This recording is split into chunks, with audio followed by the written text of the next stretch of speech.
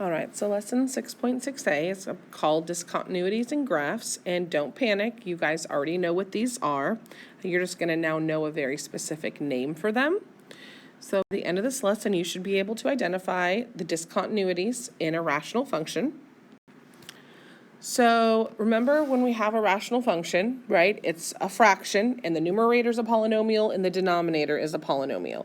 And remember that when we were talking about simplifying these things and solving them, that a problem is our domain restrictions, right? What puts our denominator equal to 0. So that's a problem.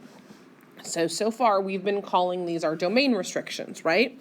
Well, technically, they are called discontinuities, okay? They are places where our graph doesn't continue, okay? They're called discontinuities. Discontinuities. Now, we have two different types of discontinuities, which you're about to find out. One is called a removable, and one is called a non-removable. So, if something is a removable discontinuity, it is called a hole. And you know it's a hole because you get the same factor on top and bottom. That is going to become a hole for us. Now, any other discontinuity, okay, so ones that are not removable, those are our vertical asymptotes. Those are our vertical asymptotes. So removable ones are called holes. Non-removable ones give us our vertical asymptotes. So obviously non-removable ones give us our vertical asymptotes. So it says find our discontinuity. So here's our equation. Here's our rational function. 2x squared plus 5x over x squared minus 2x. As you notice, this is not in form that we can see transformations. So we have to now use our knowledge of factoring and identifying these discontinuities a different way, not by transformations. So we're going to factor our numerator. So GCF is x, and if I pull an x out, I get 2x plus 5. So those are the factors of my numerator. Now, factors of my denominator. GCF is x, so I get x times x minus 2. All right, so now you ask yourself, is there a factor on top and bottom that is the same? Yes, there is.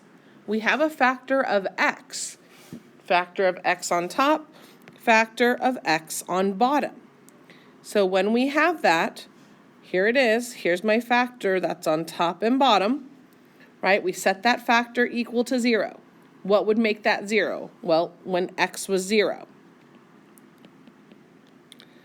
Okay, so this, remember, factor on top and bottom, this is a removable one because we're going to now remove it because we're going to say that this simplifies to 2x plus 5 over x minus 2.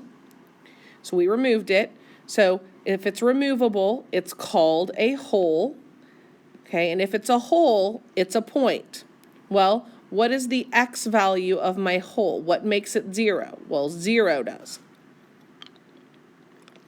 So now, we have to plug in 0 into this simplified function to find the y value. Because remember, this equals y. So we're going to take 2 times 0 plus 5 over 0 minus 2. So 2 times 0 is 0, so we get 0 plus 5 over negative 2, which gives me 5 over negative 2. So my hole is at 0, negative 5 halves. Now, do I have any other factors left on bottom? I do. I have a factor of what? Of x minus 2. So that factor of x minus 2 is going to give us our vertical asymptote. So what does that give me? Well, that gives me x equals 2, right? Because that would be the value that makes x 0. So x equals 2 is my vertical asymptote. So those are your discontinuities. All right, here we go. Let's factor again because that's the first step.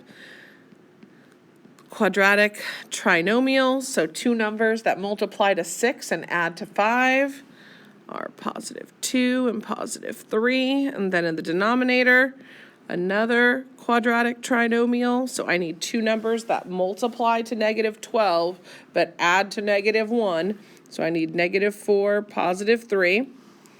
All right, so now let's look. Do we have any factors that are on top and bottom? Yes, we do. We have a factor of x plus 3, x plus 3. Okay, so those simplify to 1. And so I'm left with, we're going to remove them. So I get x plus 2 over x minus 4. Now, that factor of x plus 3, what value makes that equal to 0? Well, when x is negative 3. So I have a whole. Remember, this is a removable one. So I have a whole when x is equal to negative 3. Well, now I need to know what the y-coordinate of that whole is. So I'm going to plug in negative 3 into my simplified rational function. So I get negative 3 plus 2 over negative 3 minus 4. Well, negative 3 plus 2 is negative 1 over negative 3 minus 4 is negative 7, which gives me a positive 1/7. So I have a removable discontinuity, a whole. I have a whole at negative 3 1/7. Now, I have to go back and look, and I have to say, do I have any other factors, anything left in my denominator? Yes, I have a factor of x minus 4. So that factor of x minus 4 I have to set equal to 0 to figure out what my vertical asymptote is, and it's x equals 4.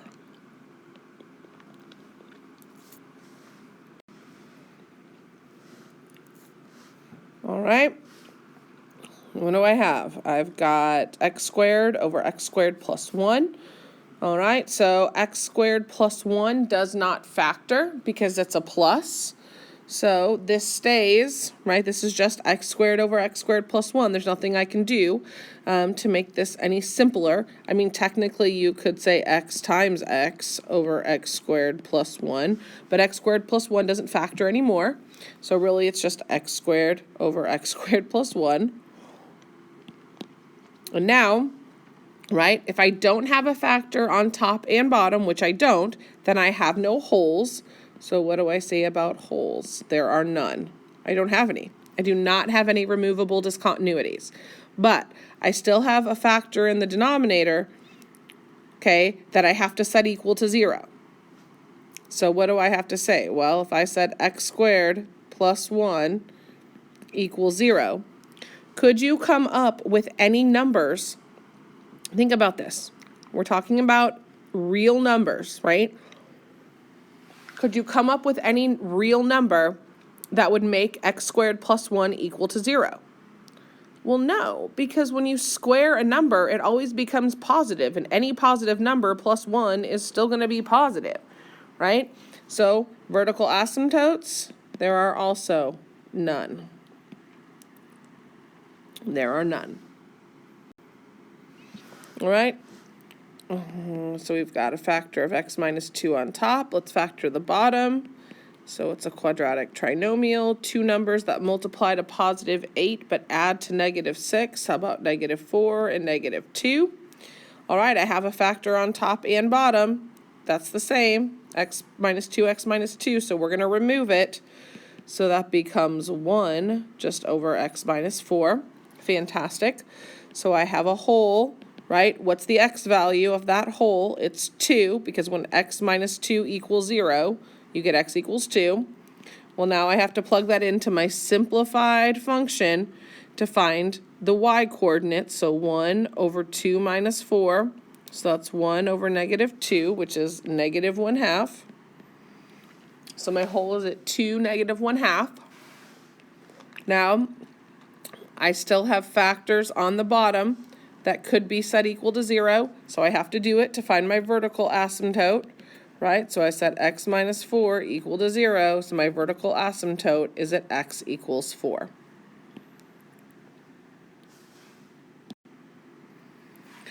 All right, I look at this, I got a factor of x plus 5 on top, okay? My denominator is x squared plus 9, that does not factor. So this is as good as it gets. So wholes, we have none. All right, how about vertical asymptotes? Can you come up with a real number that you could plug in that would make your denominator 0? Well, no, right? Something squared is positive plus 9 is still going to be positive. So we also have no vertical asymptotes. So no holes, no vertical asymptotes. All right, last one. Okay, I have a factor of x minus 4 on top. Now denominator, I have to factor. Okay, you have a choice on how you want to factor this. You can guess and check, you can marf. I'll go ahead and marf it for you because I feel like that's what most people are doing. So 3 times 2 is 6. So I need numbers that multiply to positive 6 but add to negative 7. So negative 6 and negative 1. So now I rewrite this by splitting up that middle term. That middle term becomes minus 6x minus 1x. And then we got our plus 2. And now we factor by grouping. So GCF of the first two terms is 3x, and then it's x minus 2. GCF of the second two terms is negative 1, which is x minus 2. So that then factors to x minus 2 times 3x minus 1. All right. Do I have any factors that are on top and on bottom? No, I don't. So I have no holes. There are none. But now I got to think about my vertical asymptotes. Well, I have 2 factors on the bottom. Okay, I have 2 factors that are still on the bottom that are not on the top. So we have to set each one of those equal to 0 because those are both vertical asymptotes. So x minus 2 equals 0 gives me x equals 2. So I have a vertical asymptote at x equals 2. And then I have to set 3x minus 1 equal to 0. And that gives me x equals 1/3. So, and x equals 1/3. So I have no holes, so I have no removable discontinuities in that graph, but I have 2 non-removable.